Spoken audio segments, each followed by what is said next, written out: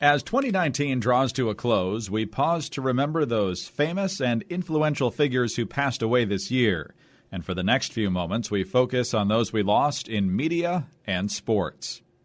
In media, Cokie Roberts left us this year. The daughter of a congressman and an ambassador, Roberts forged her way to a long career at ABC News, appearing frequently on the Sunday morning program This Week. Cokie Roberts was 75. The Washington Post gets most of the attention in the nation's capital, but the Washington Times is an important conservative counterbalance. Wesley Pruden served as editor of the Times for many years and remained a columnist right up to his death in July. Pruden was 83. He's had the roses, the daisies, the carnations. He'll get anything he wants now. The crosses withers. 31 lengths is the official margin of victory by Secretariat.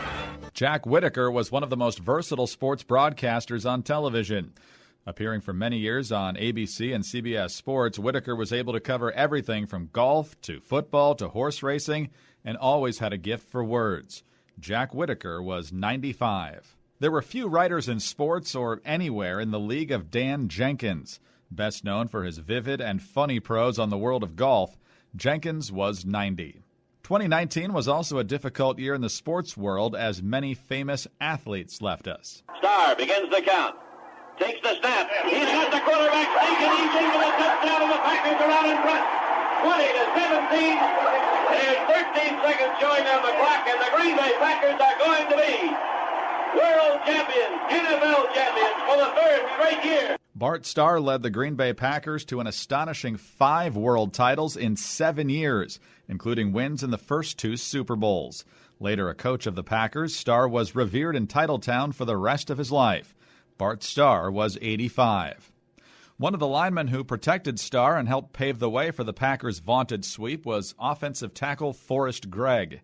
The Hall of Famer later coached the Cincinnati Bengals to a Super Bowl appearance and succeeded Starr as coach of the Packers. Gregg was also 85. Forrest Gregg was once asked to name the best defensive lineman he ever played against. Without hesitating, he said Gino Marchetti of the Baltimore Colts.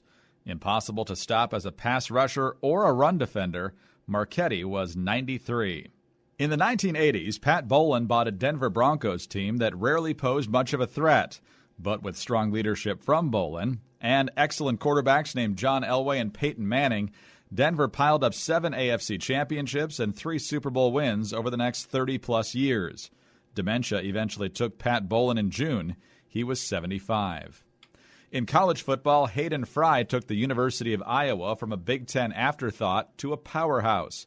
He won 3 conference titles and snapped a 13-year string of only Michigan or Ohio State representing the Big Ten in the Rose Bowl. A coach for 37 seasons, including 20 in Iowa City, Hayden Fry was 90. In baseball, few people made more history than Frank Robinson. The first man ever to win MVP awards in both the American and National Leagues, Robinson was a 14-time All-Star in Cincinnati and Baltimore and won the Triple Crown with the Orioles in 1966. In 1974, Robinson became the first black manager in Major League Baseball when he signed on with the Cleveland Indians. His number 20 is retired by 3 different teams. Frank Robinson was 83. Don Newcombe made plenty of history with the Brooklyn Dodgers. Called up from the Negro Leagues in 1949, Newcombe promptly won National League Rookie of the Year honors. He later won the MVP award and the National League Cy Young Award in 1956, a year after helping the Dodgers bring their only title to Brooklyn.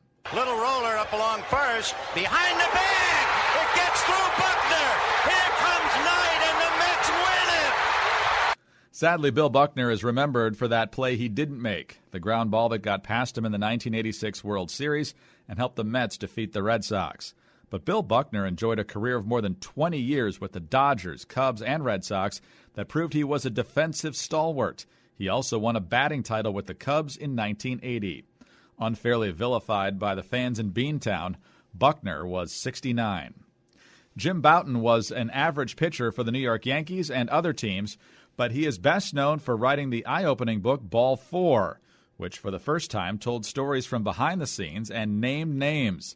Seen as a pariah by some for not keeping that material confidential, Bouton was 80 when he died in July. Greer's putting the ball on a play. He gets it out deep, and Havlicek steals it over the fence wall. Havlicek stole the ball. It's all over.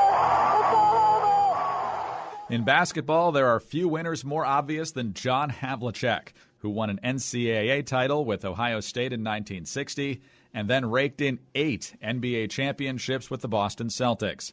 His legendary steal in the 1964 NBA Finals is one of the iconic moments in league history. John Havlicek was 79. One of the great traditions in hockey is for each player on the team winning the Stanley Cup to skate around the rink and hoist the cup for all the fans to see.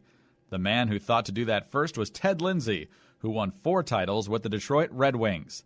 A true NHL legend, Ted Lindsay was 93. In boxing, more than a few experts believe Pernell Whitaker was one of the best pound-for-pound fighters of his era or any era. An Olympic gold medalist as a lightweight, Whitaker went on to hold titles in 4 different weight classes. He died this year after being struck by a car in July. Pernell Whitaker was 55. All right, over the last couple of months, it has been very difficult for me to introduce this man without using World Wrestling Federation champion Hulk Hogan here at WrestleMania 4 this afternoon. You've got the opportunity to change that. In pro wrestling, there was no better ringmaster than Mean Gene Okerlund, known for his act as a serious reporter while the wrestlers pronounced doom for their upcoming opponents. Okerlund was 76 when he died in January. That's a look at those we lost in media and sports in 2019. Please find our remembrances in entertainment and in politics and business elsewhere on this site. I'm Greg Columbus reporting for Radio America.